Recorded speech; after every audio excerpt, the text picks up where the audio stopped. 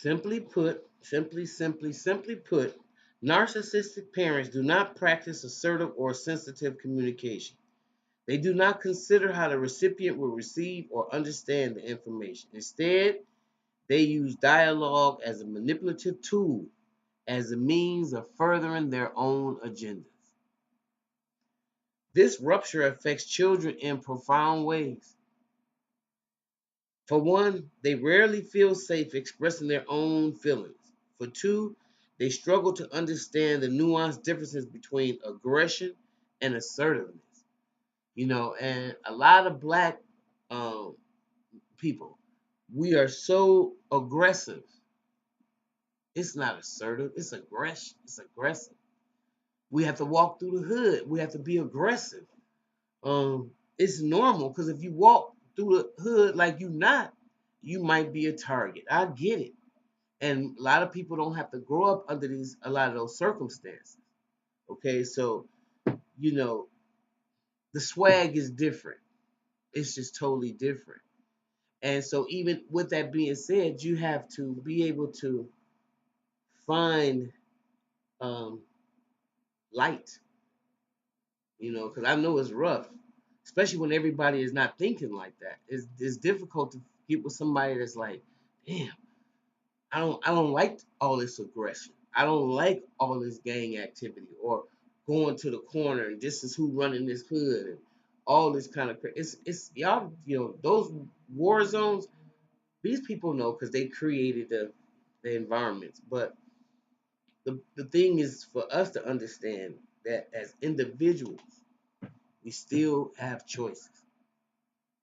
You know, um, and I just pray that we make the right choice. But even if we make the wrong choice, that it's not a choice that get us killed or in jail forever. Or because nowadays it's really easy to go to jail, much more easier than it was when I came up. Because everything is a felony. If I think about everything, that's a Lord have mercy. I don't even want to go into that because everything is part of the fodder for the prison industrial complex. It's food for the prison industrial complex. So your naked body, your just body is fuel to keep that financial component going in America. So if you're not able to keep yourself up out of these conditions, and it's rough, difficult, because like I said, I ain't here to. This is what I tell my kids, my nephews, my nieces. They don't all listen. My cousins, because I didn't listen. Some of the things I found out and I learned the hard way. But now, as observing the graveyard, which is called the hood, my brother Gat Turner said the hood's a graveyard, a straight up cemetery full of walking corpses that talk obituaries. And Lord have mercy. If I ain't never heard no line so true. Y'all, how they say, let that marinate in your spirit. Let it marinate in your spirit. Okay? Simply put, the narcissist parent, again, they do not practice assertive or sensitive communication. And that's because the narcissist parents use a blend of cognitive empathy with aggression to communicate with their children. Ugh. Regardless, children tend to experience this dreaded sense that it's always their fault, as this is a mantra reinforced time and time and time again. And because of the narcissistic behavior and the way I know I was raised, the way I look in the ways that I may have damaged, you know, my child, um, it becomes apparent that I have to be real about certain things about the way I was raised. I don't have all the answers, but I do know that there has been some damage that that I've projected onto her because of the psychovirus that was in me. Okay, and that's one of the reasons why I'm so glad that I can have open communication with her and make it so make it like a almost like a rites of passage that the sickness stops right here. I keep talking to this information. I make sure that no matter how foreign that it sounds, that it's resonating someplace, you know.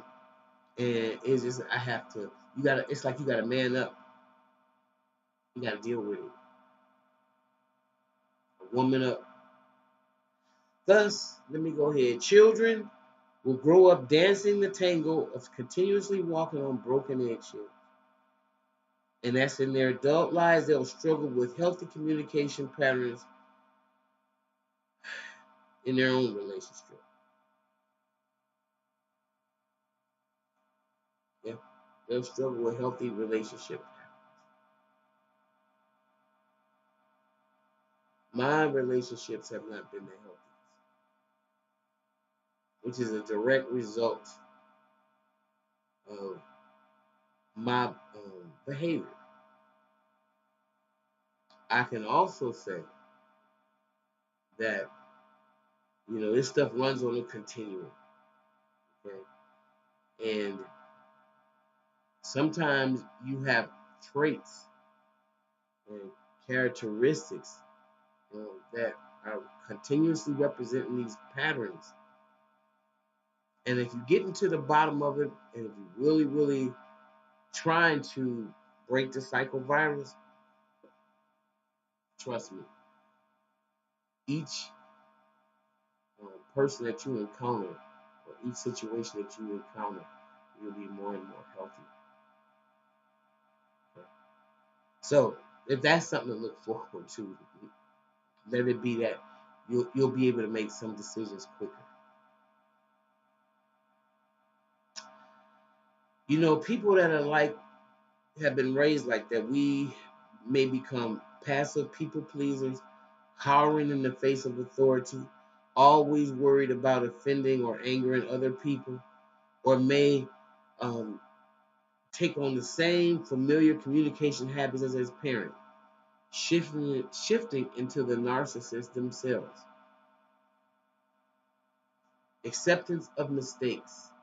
In a healthy family system, parents understand and embrace the inevitable fallacies of their children.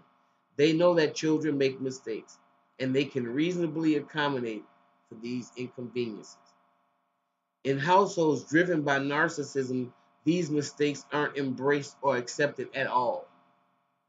The opposite occurs. That parent perceive mistakes as catastrophes, and you will get your butt beat bad. You know, these types of households, parents often use physical or emotional abuse as a form of punishment. However, the emotional damage isn't just in the bounds of criticizing or insulting the child. It even takes a step further. The parent continuously abuses the child by making it about the parent, as in, how could you do this to me? Can't you see how this affects me? It's no longer about the kid at all and what they did. Now, how many times have y'all heard that? Shame to say a lot. I'm gonna be ashamed of. It's safe to say I know I've heard it a lot.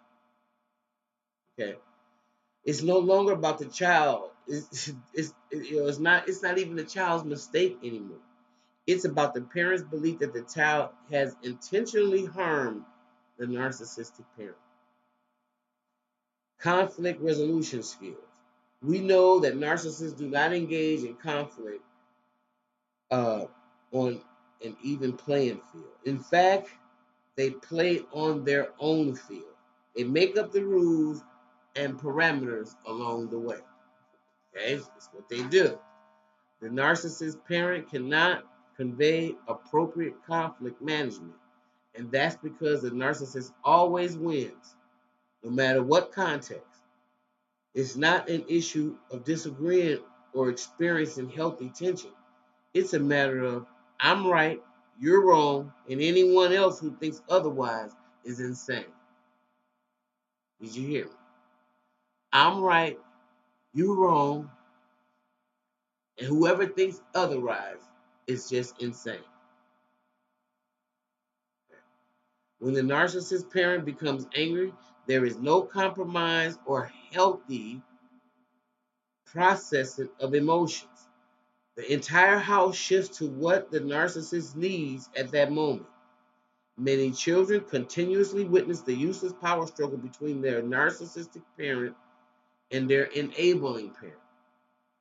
They quickly learn that the narcissist parent always wins, even if someone tries to put up